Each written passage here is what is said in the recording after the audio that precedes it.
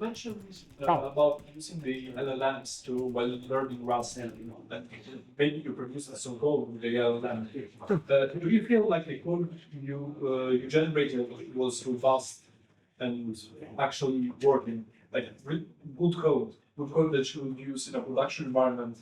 I know many companies who are actually switching now to Rust, but not because it's fancy, because they are saving money.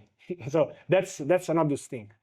This is why I think that understanding the basics and fundamentals is very important, because then, of course, we'll use AI to generate code. We're not crazy. But of course, I think that generating code just because just because Francesco told you that it's efficient, but you don't understand what the hell is going on, it doesn't make sense.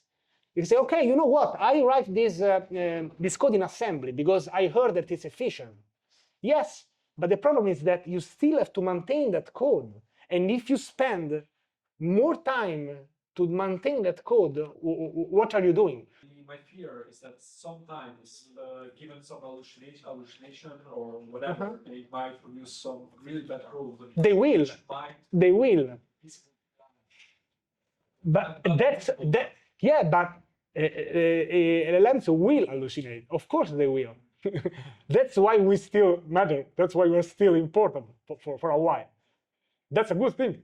So we are still relevant, and we still need experts in that field. The most dangerous thing we can do is to just lose control and let LLM to just generate everything. It might work for a while. It might work for a side project of a Saturday night, because I know nobody invited us to go to dance to a party. So I said, okay, so it's just at home. Then if we're talking about production code, something that goes in production, production means someone is giving money to someone to use that software.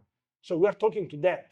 If you get hired from a company, even for a corporate or whatever, if you want to start our own company, we need to think in that way. The applications in Rust, they cost really less money.